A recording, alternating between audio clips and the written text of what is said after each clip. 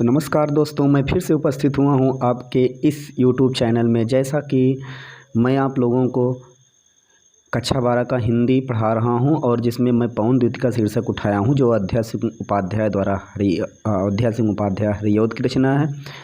और वो है प्रिय प्रवास से लिया गया है।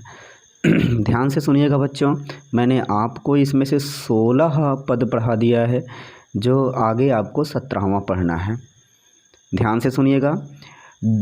जो कोई भी इस सदन में चित्र उद्यान का हो। अभी तक आपने देखा कि राधा जी उस वायु से कह रही हैं, पवन से कह रही हैं, पवन दूतिका से कह रही हैं कि यदि कोई चित्र विरह विधुरा का दिखाई दे तो उसको इस भाव से हिलाना कि हमारी याद भगवान कृष्ण को एक बार याद आ जाए। उसके बाद फिर और आगे कह रही हैं कि जो कोई भी इस सदन में यदि उनके घर में, सदन माने घर में, चित्र उद्यान का हो, किसी बगीचे का चित्र दिखाई दे। जो कोई भी इस सदन में यदि उनके घर में किसी बगीचे का चित्र दिखाई दे, औ हो प्राणी विपुल उसमें घूमते बावले हों और उसमें व्याकुल हो करके अनेक प्रकार के प्राणी घूमते हुए नजर आ रहे हों और उसमें बावले पागल जैसे अनेक प्रकार के प्राणी घूमते हुए नजर आ रहे हों,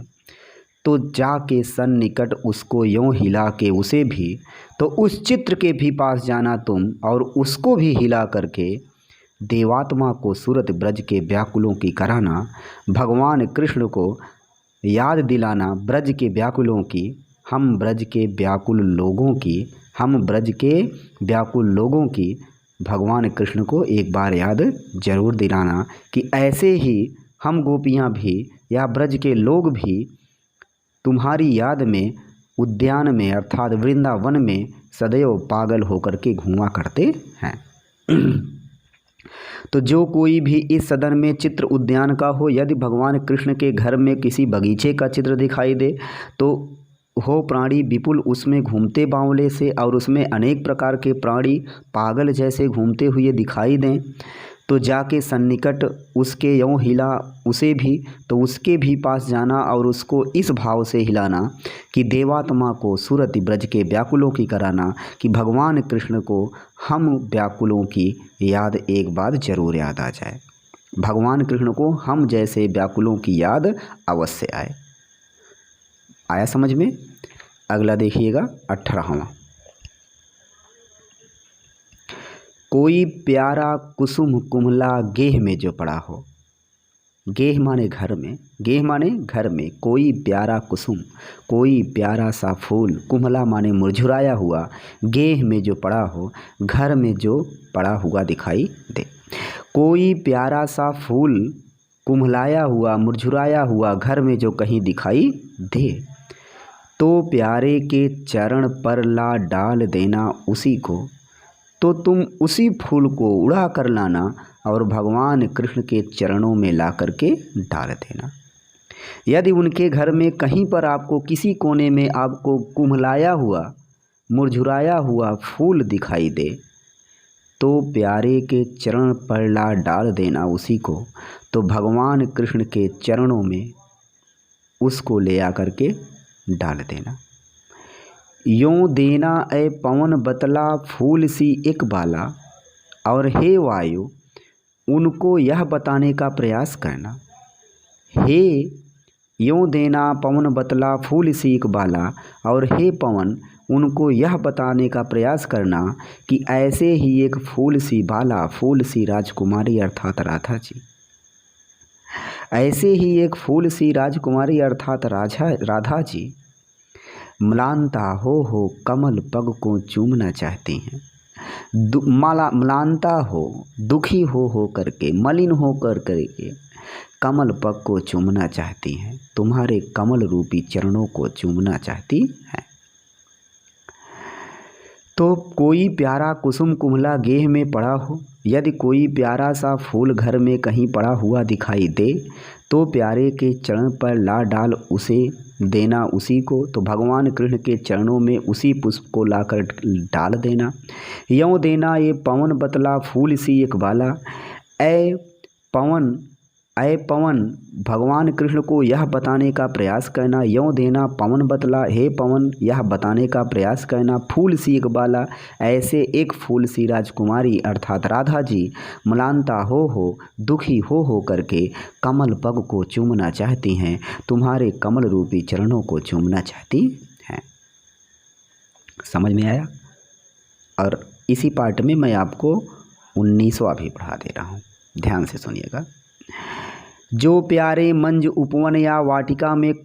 खड़े हों, यदि भगवान कृष्ण किसी सुंदर उपवन या बगीचे में खड़े हुए हों,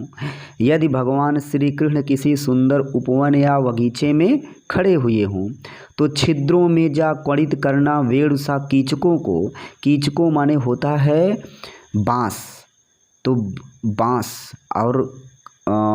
वेणु माने बाँसुरी, वेणु माने बाँसुरी। कह रहे हैं कहीं उस बगीचे में कहीं अगर आपको बाँस का पेड़ दिखाई दे, बाँस का पेड़ दिखाई दे और उस बाँस के पेड़ में कहीं आपको छिद्र दिखाई दे जाए, छेद कहीं दिखाई दे जाए, तो छिद्रों में जो कणित करना वेणुसा, तो उस छिद्रों में तुम ऐसे प्रवेश करना, हे पवन तो उन छिद्रों में ऐसे प्रवेश करना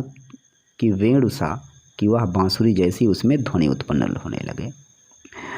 तो जो प्यारे मंज उपवन या वाटिका में खड़े हों, यदि भगवान कृष्ण किसी सुंदर बगीचे में और वाटिका में खड़े हुए हों, तो छिद्रों में जो अकड़ित करना कीचकों को, तो बाँस का वृक्ष अगर उसमें कहीं हो तो उसमें कहीं छिद्र हो तो उसमें इस प्रकार से तेजी के साथ प्रवेश करना, छिद्रों में जो अकड़ित करना, छिद्रों में इस प्रकार से तेजी के साथ जाना वेणुसा कि बांसुरी जैसी ध्वनि उत्पन्न होने लगे। यों होवेगी सूरत उनको सर्व गोपांगना की, तो हमको पूरा विश्वास है कि होवेगी सूरत, सूरत माने याद हमको जरूर आएगी, सर्व गोपांगना की, हम सभी गोपियों की याद उनको जरूर आएगी। तो हमको पूरा विश्वास है कि भगवान कृष्ण को हम सबकी गोपियों की याद जरूर आएगी, जो हैं बंसी श्रवण रुचि से दीर्घ उत्कंठ होती, जो वह गोपियाँ जो बंसी श्रवण रुचि, जो बंसी की धुन सुनने के लिए, बंसी की श्रवण माने सुनने के लिए दीर्घ उत्कंठ होती, अत्यधिक उत्कंठित हुआ करती थी, अत्यधिक व्याकुल हुआ करती थी। वे गोपियों की उन सभी सर्व गोपांगनाओं की भगवान कृष्ण को याद जरूर आएगी, जो बंसी की धुन सुनने के लिए सदैव उत्कंठित रहती थी। तो जो प्यारे मंज उपवन या वाटिका में खड़े हों, यदि भगवान कृष्ण किसी सुंदर बगीचे या सुंदर उपवन या बगीचे में खड़े हों, तो छिद्रों में जो कड़ित करना वेणुसा कीचकों को, कीचकों माने बाँस में, बाँस का पेड़ कहीं हो और उसमें कहीं छिद्र हो, तो इतनी तेजी के साथ बहना कि कड़ित करना वेणुसा की बांसुरी जैसी ध्वनि उत्पन्न हो। यों होवेगी सूरत उनको सर्व गोपांगना की, तो हमको संपूर्ण विश्वास है, पूरा विश्वास है कि हम सभी गोपियों को उनको याद जरूर आएगी, जो है वंशी श्रवण रुचि, जो बंसी की धुन सुनने के लिए दीर्घ उत्कंठ होती, सदैव व्याकुल रहती थी। हमें पूरा विश्वास है बच्चों कि ये आपको समझ में आया होगा, और इसी के साथ मैं अब वीडियो ये समाप्त करता हूँ, और अगला पार्ट मैं जल्द ही आपके सामने लेकर उपस्थित होऊंगा। तब तक के लिए धन्यवाद।